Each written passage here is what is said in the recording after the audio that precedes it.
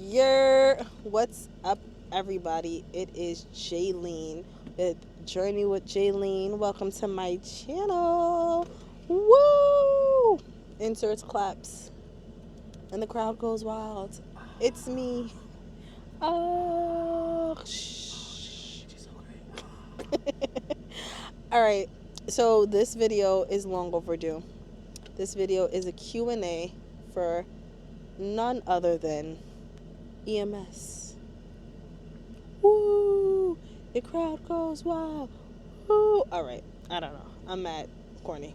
You guys are always asking me questions. You always want to know what I do for a living. What do I see? How much I get paid? How long was school? What's the difference? What does this mean? What does that mean? What's the worst you've seen? What's the best thing you've seen? Best experience, worst experience? What's your future looking like? Here is the answer to it all. Okay, we're going to get into the nitty gritty and we're going to answer your questions because I'm tired of y'all asking. Okay? All right. So let's get straight down to it. First things first, the question you guys always ask me: what is the difference between an EMT and a paramedic? Is there a difference? Yes, America, there is a difference. Let me say that into the mic a little louder. There is a difference. Okay? EMT and paramedic is not the same. No, we are not drivers. We do not like to be called drivers. Okay? Thank you. Thank you very much. There you go. EMT stands for Emergency Medical Technician. Paramedic is an extension of an EMT. It's the next level. So EMTP. The difference between the two. First thing, the basic thing is schooling, your education. EMT is about 3 to 6 months, unless you're in an accelerated program. I've seen it done in about a month. Paramedic, I've seen it done in 9 months, but on average it's about a year. Well, 14 months. Difference: EMTs, just a certification. Paramedic, you can get a certification or a degree. Both are licensed, okay? The EMT does your basic level care, which is like your bumps, your bruises, your cracks, broke your mama's back. No.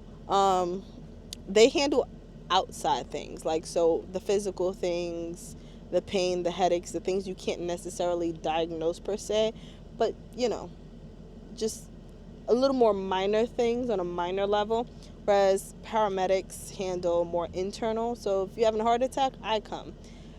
You fell off your bike and got some bumps, bruises, some scrapes, EMTs come. Well, technically we both come. That's pretty much the difference. I handle much more serious calls and carry a lot more meds, whereas your average EMT probably like maybe 5 meds, where I got maybe 20 to 35 meds on a daily basis. Yeah. So think of EMT external, paramedic internal. Together, we form the anatomy. We take care of you. All right. Another question you guys always have: the pay. You always want to know how much we get paid. I'm here to tell you, we are the broke but rich aunties. Let me explain. Broke and rich aunties and uncles. All right, so of course I won't get into my exact pay because mind your business. Mind the business that pays you. No. On average, I work in Westchester County, and in Westchester County, your pay is ranging from where I work, it's in the 30s. In this county as a whole, I would say between 25 to 35 would be your starting. 25 to 35. These things go based off experience, private or not private, hospital-based, things like that. Whereas New York City pays a bit more, hospital-based EMS, which is what most of us try to get into. It pays better, has better benefits, and bigger. So it's paying in the high 30s all the way up to mid 50s. So I'd say about $38 to $50 in the city. That's how much you get paid. Yes, we get paid hourly. We are not salary. To my knowledge, I've never met anyone that was salary on a paramedic license. Paramedics can work in an ambulance or they can work in an ER. We can use our certifications to kind of go different places. But as for pay, that's where it is. Stop asking. EMTs. EMTs in Westchester, where I am, We're the backbone of society. they're making in the Not enough 20 wage. to 29. We'll say that. 20 to 25. Where are they making 29? What do you know that I don't?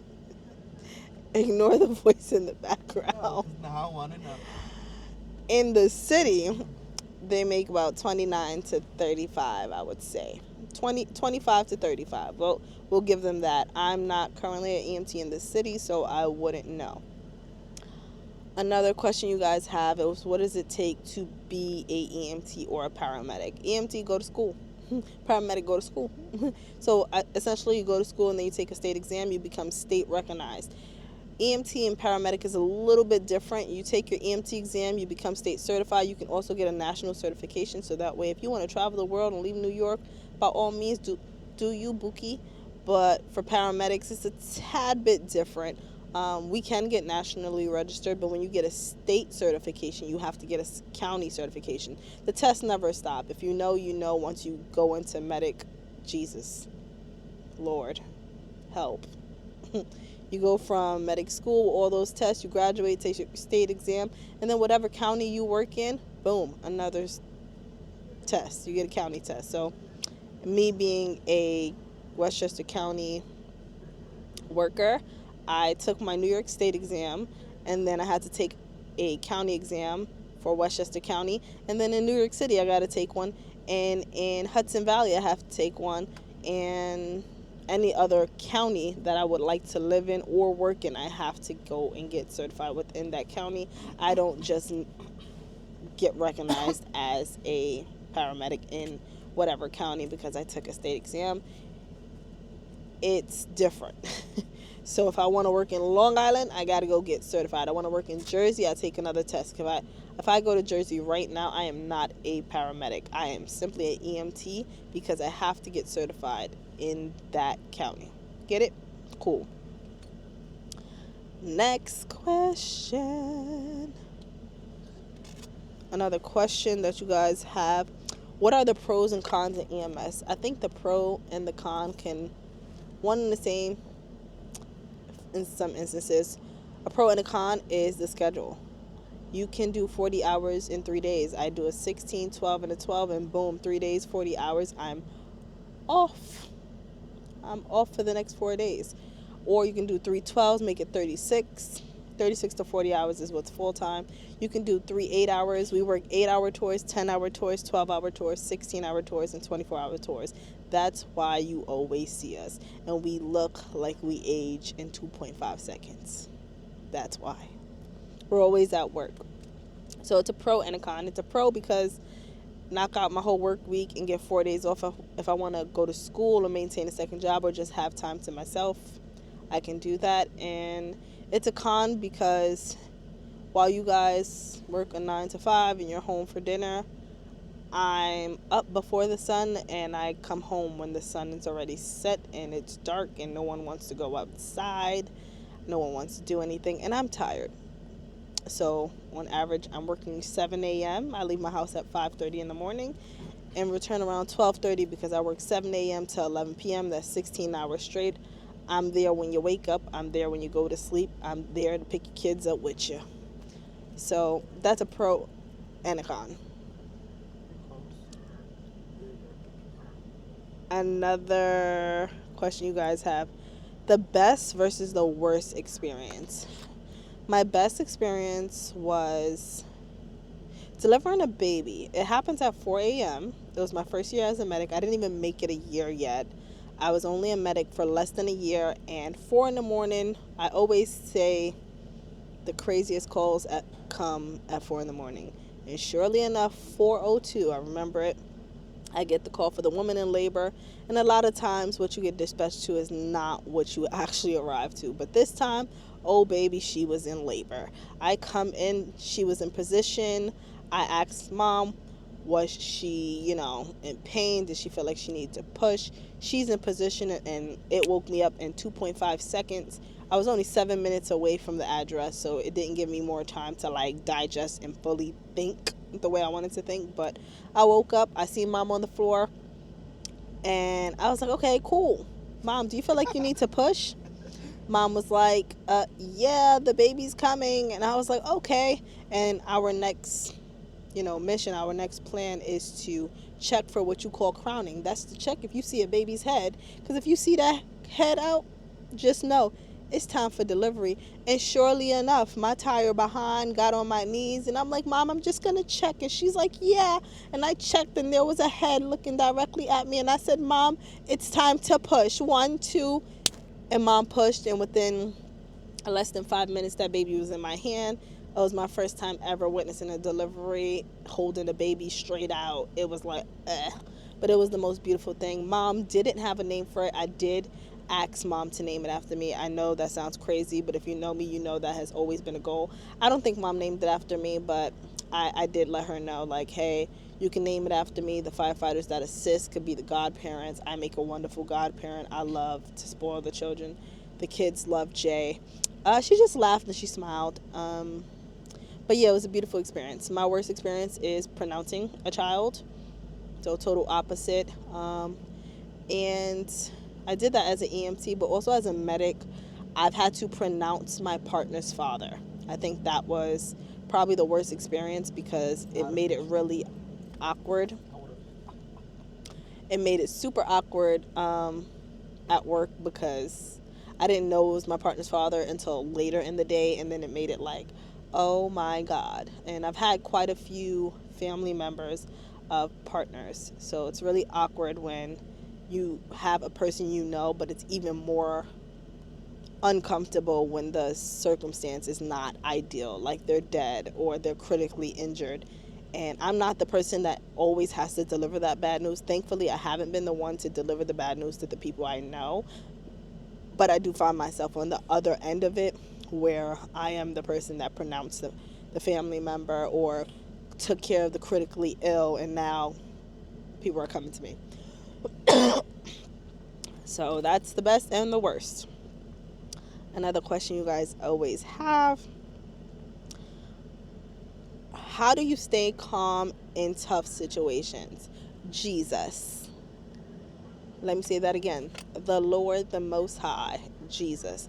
Honestly, I always say you have to take it in and realize, like, this is not my life. This is just my job. This is not my family. This is not my friends. These are people. I'm here to do a job. And I always think no matter what's going on in my life, I leave it in my car. And when I hop on my ambulance, I keep in mind that I'm here to do a job. I'm here to save a life. I'm here to be any and everything you need me to be. Imagine if you were getting surgery and your surgeon standing over your body, scared with utensils, or like a scalpel, or your anesthesiologist has the mask over you and he's sweating bullets, and you're gonna be like, don't touch me, right? So I try to keep that in mind, that what goes on outside of work can never come to work with me, and I suppress everything. And I do that by calling on the Lord when things get hard, and I'm like, Lord, help me to be everything that they need me to be, and whatever is going on, I put it in your hands so I can take care of what you sent me here for. That's how I handle it. I also decompress with my partners. I I cry if I have to. Some things make you cry. I journal. I go for walks. I My best thing is talking to God and talking to my partners. You decompress, and I realize that this is not my family. This is not my life. This is not something I'm in control of. So I don't take it home with me. That's the best I can give you. Another question: what's advice I would give anyone joining EMS? Don't. Nah, let me stop.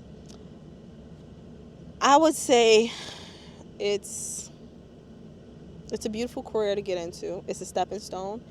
I wouldn't say make this your end all be all, but if you want to study medicine, like if you're passionate about helping, it's a great career to get into medicine wise. If you want to go into nursing, doctor, PA, respiratory, surgery, anything like that, I think starting in EMS does get your feet wet to what it is, emergency medicine. And I definitely think it's a good idea. I think that when you get into this, you should have a plan. I would say a 3 to 5 year plan. If you're young, I think this is an amazing career. If you're like fresh out of high school, go get yourself an EMT school, get you a license, boom, get you a career and make some money. It's a lot of money to be made, but it's a lot of overtime to work. So I definitely think it's good, but I don't think this is something that I wouldn't suggest somebody to raise a family or like make this the end all be all. And it's not to say that you can't. I preferably wouldn't. I use it as a stepping stone to get further, but it may work for you. There's teaching abilities, so you have the ability to go into teaching, or working in hospital-based EMS. I don't know of many opportunities. I only know of like teaching or in hospital versus out of hospital. But yeah, I'd say have a plan, stick to it, and get out of it. Don't stay in it. That would be my advice. Do not stay in it. Use it as a stepping stone to get further, because there is so much more in medicine. And I just hope in the future that we're better paid, we're more appreciated, and things are different. All right, that wraps up my Q&A. I'm not going to make this too long, but I answered a few questions. If you have more questions, please comment below. Thank you for watching this video. Send this to your friends. Send my channel to your friends. Keep subscribing. Keep liking. Comment. View. I appreciate you guys. Love you guys.